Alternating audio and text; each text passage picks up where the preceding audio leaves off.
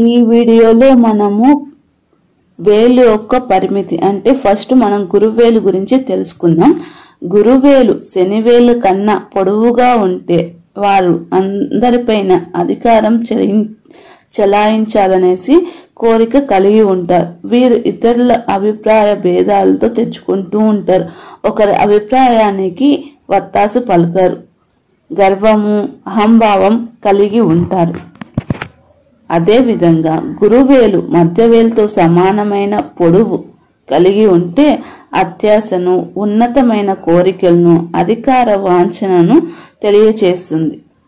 తర్వాత గురువేలు శనివేలుతో దరిదాపు సమానం పొడవు కలిగి ఉంటే వీళ్ళు ఆత్మాభిమానం ఎక్కువగా ఉండను. భోగములు సుఖములు అనుభవించుతూ ఉంటారు. అలంకారాల యందు ఆసక్తి ఎక్కువగా ఉంటుంది. అదే విధంగా గురువేలు శనివేలు కన్నా పొడవు తక్కువై రవివేలు కన్నా పొడవు ఎక్కువగా ఉన్నా అట్టివారు పెద్ద పెద్ద కోరికలు ఆశయాలు కలిగి ఎక్కువ ప్రయత్నాలు చేస్తూ ఉంటారు. గురువేలు శనివేలు కన్నా కొంచెం చిన్నదిగా ఉన్నా అలాంటి వాళ్ళు కార్యక్రమాల్లో నేర్పరితనంలో నేర్పుగా చాలా ఉంటుంది. వీరికి ముందు చూపు ఎక్కువగా ఉంటుంది.